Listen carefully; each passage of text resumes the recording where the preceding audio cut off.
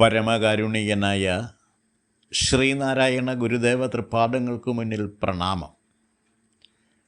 ശ്രീനാരായണ ഗുരുദേവ തൃപ്പാദങ്ങളാൽ വിരചിതമായ വിശാഖ ഷഷ്ടി എന്ന കൃതിയിലെ 26ാമത് ശ്ലോകത്തിൻ്റെ പഠനത്തിലേക്ക് നാം പ്രവേശിക്കുകയാണ്.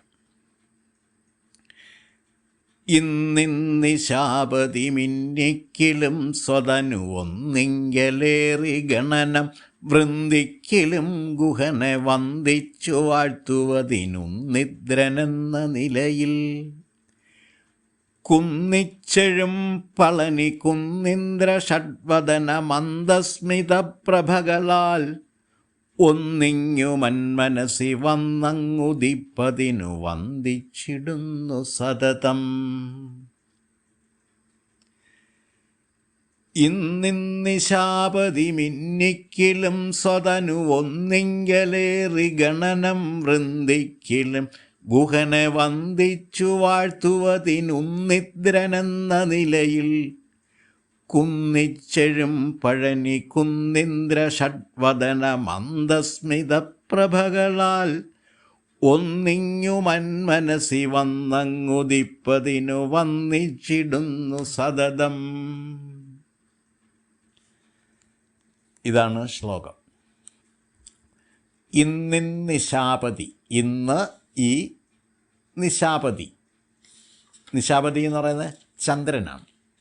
മിന്നിക്കിലും പ്രകാശവാനായി കാണപ്പെടുന്നുണ്ടെങ്കിലും സ്വതനു ഒന്നിങ്കലേറി, സ്വന്തം കലകളിൽ ഒന്നായി ചുരുങ്ങി, ഗണനം വൃന്ദിക്കിലും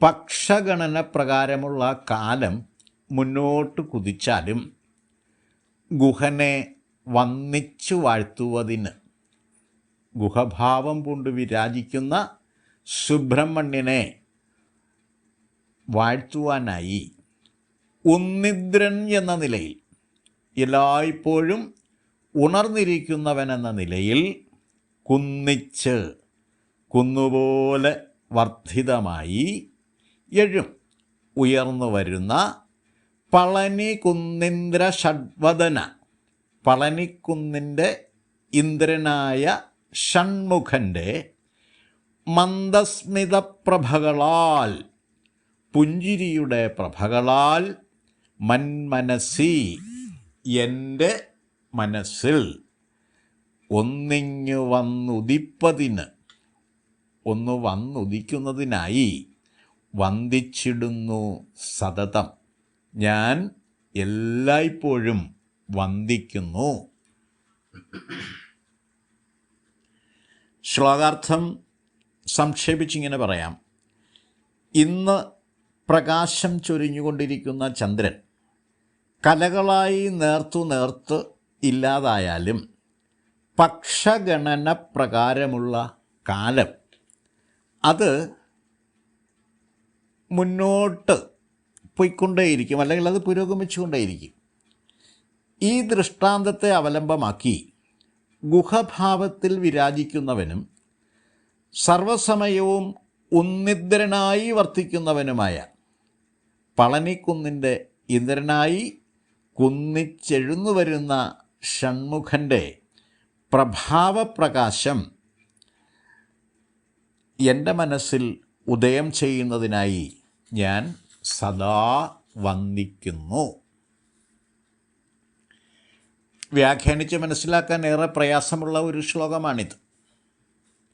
ചന്ദ്രൻ്റെ വൃദ്ധിക്ഷയങ്ങളെ ആസ്പദമാക്കിയുള്ള കാലഗണനയെ ദൃഷ്ടാന്തമാക്കി സുബ്രഹ്മണ്യ തത്വത്തെ സൃഷ്ടിന്മുഖ സംഹാരപ്പൊരുളായ ശൈവതത്വമായി എങ്ങനെ സാക്ഷാത്കരിച്ചെടുക്കാമെന്നും അതിലൂടെ പ്രായോഗിക അദ്വൈതത്തെ എങ്ങനെ അരക്കിട്ടുറപ്പിക്കാമെന്നുമാണ് ഗുരു ഈ ശ്ലോകത്തിലൂടെ പറഞ്ഞു തരുന്നത്. വിശ്വപ്രപഞ്ചം സൃഷ്ടിന്മുഖ സംഹാരാത്മകമാണ്. അതെപ്രകാരമാണെന്ന കാര്യം ചന്ദ്രൻ്റെ വൃദ്ധിക്ഷയങ്ങളെ ദൃഷ്ടാന്തീകരിച്ചുകൊണ്ടാണ് ഗുരു സമർത്ഥിച്ചു തരുന്നത്. ചന്ദ്രൻ സ്വയം പ്രകാശന ശേഷിയില്ലാത്ത ഒരു ഗ്രഹമാണ്.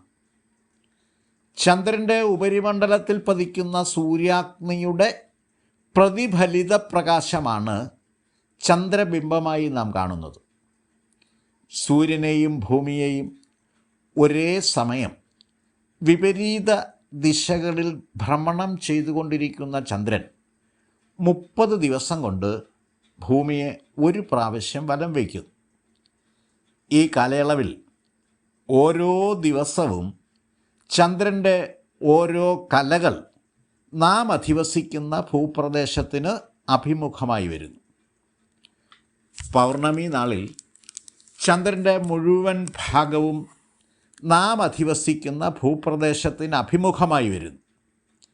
പിറ്റേന്ന് മുതൽ ചന്ദ്രൻ്റെ 16 കലവീതം നമുക്ക് പ്രതിമുഖമായി കൊണ്ടിരിക്കും. പൗർണമി, പ്രഥമ, ദ്വിതീയ, തൃതീയ, ചതുർത്ഥി, പഞ്ചമി, ഷഷ്ടി, സപ്തമി, അഷ്ടമി, നവമി, ദശമി, ഏകാദശി, ദ്വാദശി, ത്രയോദശി, ചതുർദശി എന്നിങ്ങനെ 14 ദിവസങ്ങൾ പിന്നിട്ട് കഴിയുമ്പോൾ ചന്ദ്രൻ്റെ ഒരു കല പോലും നമുക്ക് ദർശിക്കാനാവില്ല. ആ ദിവസത്തെ അമാവാസി എന്നാണ് നാം വിളിക്കുന്നത്. അമാവാസി പിറ്റേന്ന് മുതൽ ചന്ദ്രൻ്റെ ഓരോ കലകൾ വീണ്ടും ദൃശ്യമായി തുടങ്ങും. 14 ദിവസങ്ങൾ കഴിയുമ്പോൾ വീണ്ടും പൂർണ്ണചന്ദ്രൻ പ്രത്യക്ഷപ്പെടും. പൗർണമി പിറ്റേന്ന് മുതൽ അമാവാസി വരെയുള്ള ദിവസങ്ങൾ ചന്ദ്രൻ്റെ ക്ഷയകാലവും അമാവാസി പിറ്റേന്ന് മുതലുള്ള 14 ദിവസങ്ങൾ വൃദ്ധികാലവുമാണ്. ഈ കാലയളവിനെ യഥാക്രമം കറുത്തപക്ഷം എന്നും വെളുത്തപക്ഷം എന്നും നാം വിശേഷിപ്പിക്കുന്നു. കറുത്ത പക്ഷത്തിൽ നിത്യേന ചന്ദ്രൻ്റെ ഓരോ കലകൾ ക്ഷയിക്കുന്നതായും വെളുത്ത പക്ഷത്തിൽ ഓരോ കലകൾ വൃദ്ധി പ്രാപിക്കുന്നതായും നമുക്ക് തോന്നുന്നുണ്ടെങ്കിലും ചന്ദ്രന് വാസ്തവത്തിൽ ഒരു മാറ്റവും സംഭവിക്കുന്നില്ല. സൂര്യപ്രഭയാണ് ചന്ദ്രപ്രഭയായി നമുക്ക് അനുഭവപ്പെടുന്നത്.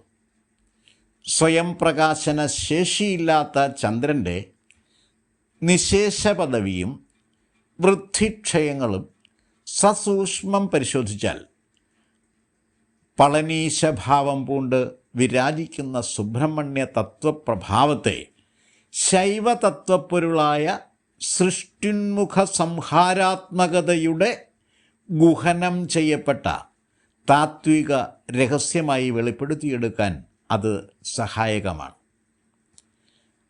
എപ്രകാരമാണോ സൂര്യാഗ്നി ചാന്ദ്രപ്രകാശമായി പകർന്നാടുകയും ചന്ദ്രൻ്റെ ഭ്രമണം പക്ഷഗണന പ്രകാരമുള്ള കാലചക്രപ്രവാഹത്തിന് കാരണഭൂതമായി ഭവിക്കുകയും ചെയ്യുന്നത്, അപ്രകാരം സൃഷ്ടിന്മുഖ സംഹാരപ്പൊരുളായ ശൈവതത്വപ്രഭാവത്താലാണ് പ്രാപഞ്ചികമായ സർവ്വതിൻ്റെയും സൃഷ്ടിസ്ഥിതിലയ നൈരന്തര്യം ഭാസിതമായി തീരുന്നത് എന്നാണ് ഗുരു സമർത്ഥിച്ചിരിക്കുന്നത്. പളനിക്കുന്നും പളനിവാസനായ സുബ്രഹ്മണ്യനും യഥാക്രമം വിശ്വപ്രപഞ്ചത്തെയും അതിനെ വർദ്ധിപ്പിക്കുന്ന വിശ്വാത്മ തേജസ്സിനെയുമാണ് പ്രതീകവൽക്കരിക്കുന്നത്. സുബ്രഹ്മണ്യൻ്റെ മന്ദസ്മിത പ്രഭയെ ധ്യാനവിഷയമാക്കി വിശ്വസംരചനാ ചിത്രം വരഞ്ഞിട്ടിരിക്കുന്ന ഒരു വാങ്മയ ശില്പമായി ഈ ശ്ലോകം എഴുന്നു നിൽക്കുന്നു. ഇത്രയും കാര്യങ്ങളാണ് ഈ ശ്ലോകത്തെപ്പറ്റി വിശദീകരിക്കാനായിട്ടുള്ളത്. ഞാൻ എൻ്റെ വാക്കുകൾ ഉപസംഹരിക്കുന്നു. ഗുരുധർമ്മം വിജയിക്കട്ടെ.